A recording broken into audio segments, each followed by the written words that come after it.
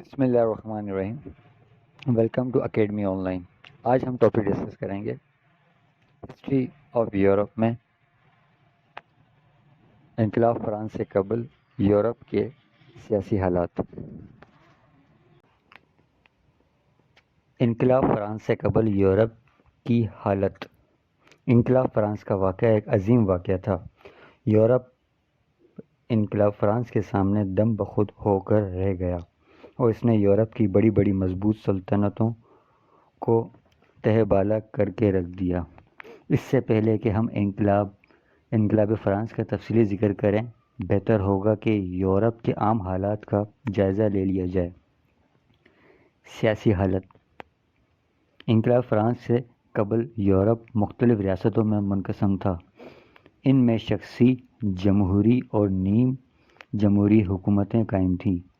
جمہوری حکومتوں میں انگلستان کی حکومت تھی، جس کے پارلیمنٹ کو بہت مضبوط تصور کیا جاتا تھا، لیکن اصل اقتدار عوام کے بجائے جاگیرداروں کے ہاتھ میں تھا۔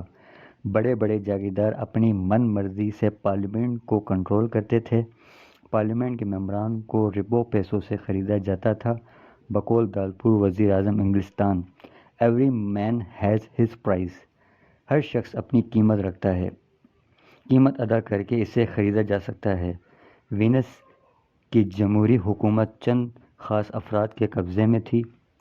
سوئٹزرلینڈ کے حالت بھی وینس سے مختلف نہ تھی۔ یورپ کے دیگر ممالک مثلاً آسٹریا ہنگری، روس، پرشیا، پولینڈ، فرانس اور اسپین کی حالت بھی کچھ ایسی ہی تھی۔ عوام کی کہیں بھی سنوائی نہیں تھی۔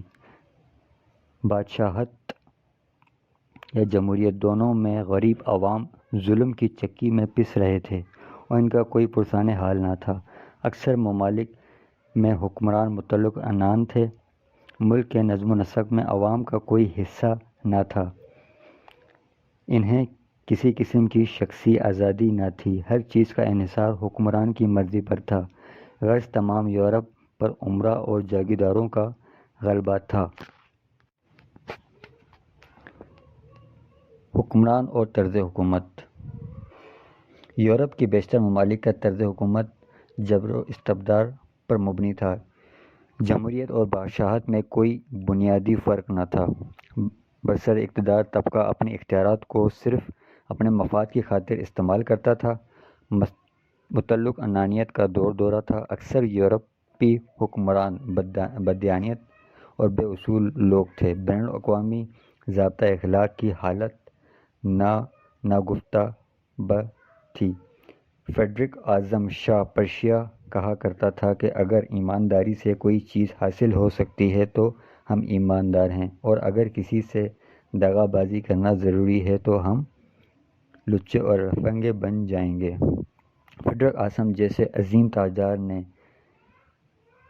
میریا تھریسا کے باپ چارلس ششم شہنشاہ آسٹریا سے کیے ہوئے وعدے کا پاس نہ کیا اور سلشیا کے علاقے کو اپنی قرمروں میں شامل کر لیا تھا۔ روس، پرشیا اور آسٹریا نے پولینڈ کے وجود کو ختم کرنے کے لیے آپس میں سازش کی ہوئی تھی۔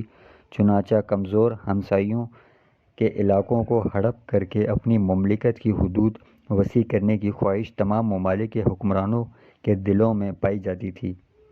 جس کی لاٹھی تھی اس کی بھینس کے مقابلے پر عمل ہونے لگا تھا۔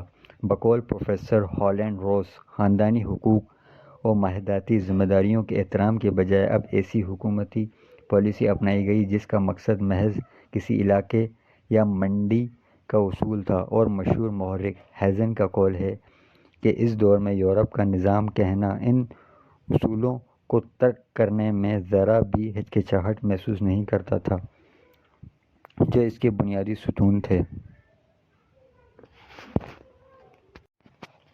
جرمن ریاستیں، جرمن اسٹیٹس۔ یورپ میں بہت سی ایسی ریاستیں تھیں جو اپنی توسیع اور بالادستی کے لیے جدوجہد میں مصروف تھیں۔ ان میں جرمنی نام کی کوئی ریاست موجود نہ تھی۔ یورپ میں 360 سے زیادہ مختلف خود مختار ریاستیں تھیں جن کے درمیان واحد رشتہ اتحاد مقدس رومی شہنشاہیت میں ان کی شمولیت تھا۔ مقدس رومی شہنشاہیت پچھلی کئی صدیوں سے آسٹریا کے شہنشاہ کی سرکردگی میں قائم تھی۔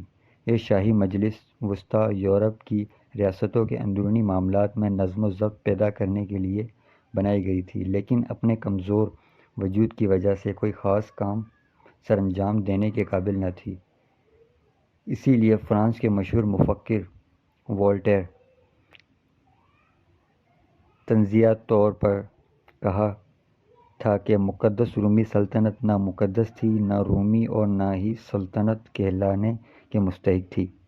آسٹریا اور پرشیا جرمن قوم کے معاملات پر کنٹرول کرتے تھے اور یہ دونوں ممالک ایک دوسرے کے شدید دشمن تھے۔ اس کا شمالی پروٹسٹنٹ اور جنوبی ریاستیں رومن کیتھولک مذہب کے پیروکار تھیں۔ ہولی رومن امپائر مقدس رومی سلطنت تقریباً 1000 سال سے قائم تھی۔ یہ سلطنت بڑی وسیع و عریض تھی۔ اس سلطنت میں بیلجیم، آسٹریا، جرمنی اور چیکو سلواکیہ شامل تھے۔ کم و بیش 360 چھوٹی بڑی ریاستیں اس شہر میں شامل تھیں۔ اس کی کوئی دو اہم ریاستیں آسٹریا اور پرشیا تھیں جو ایک دوسرے کی دشمن تھیں۔ شہنشاہ کا عہدہ 414 سے آسٹریا کے شاہی خاندان ہیبسبرگ سے مخصوص چلا آ رہا تھا۔ یہ سلطنت عجوبہ روزگار تھی۔ مقدس رومی شہنشاہ کا برائے نام انتخاب ہوا کرتا تھا۔ ریاستوں کے حکمران اعلان جنگ کرنے، اپنے سکے چلانے اور سفارتی تعلقات قائم کرنے کے خود مجاز تھے، صرف برائے نام ہی شہنشاہ کے ماتحت تھے۔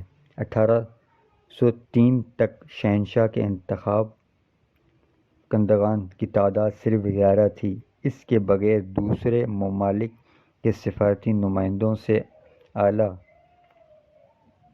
اعلیٰ سمجھے جاتے تھے، لیکن بطور رومی شہنشاہ اس کے اختیارات محدود تھے۔ اس سلطنت میں مختلف مذہب، نسل اور زبان کے لوگ شامل تھے۔ اس لیے وولٹیر نے کہا تھا کہ مقدس رومی سلطنت نہ مقدس ہے، نہ رومی اور نہ سلطنت کہلانے کے مستحق۔ یہ سلطنت 1806 میں ختم ہو گئی۔ آسٹریا یورپ کی ایک عظیم سلطنت تھی، لیکن رعایا میں نسل، مذہب اور زبانوں کا اختلاف تھا۔ آسٹریا پر ہیبسبرگ خاندان حکومت کرتا تھا۔ ان کا شہنشاہ مقدس رومی شہنشاہیت کا بھی سربراہ تھا۔ یہ حکومت کچھ زیادہ مضبوط نہ تھی کیونکہ اس کے علاقے بکھرے ہوئے تھے۔ اس میں آسٹریا، بیلجیم، بوہیمیا، لومبارڈی اور ہنگری شامل تھے۔ بیلجیم اس زمانے میں آسٹری نیدرلینڈ کہلاتا تھا۔ اس سلطنت کو آسٹریا ہنگری کے نام سے پکارا جاتا تھا۔ آسٹریا کی سلطنت اور پرشیا کی سلطنت اگرچہ دونوں مقدس رومی شہنشاہیت کی ذیلی ریاستیں تھیں، لیکن آپس میں برسر پیکار رہتی تھیں۔ روس اور فرانس سے بھی آسٹریا کی شدید رقابت اور دشمنی تھی۔ طاقت میں آسٹریا فرانس کا ہم پلہ تھا۔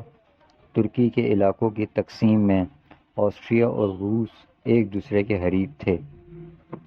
یہ تھا آج کا ہمارا ٹاپک، انقلاب فرانس سے قبل یورپ کے سیاسی حالات۔ امید ہے آج کا ٹاپک آپ کو پسند آیا ہوگا۔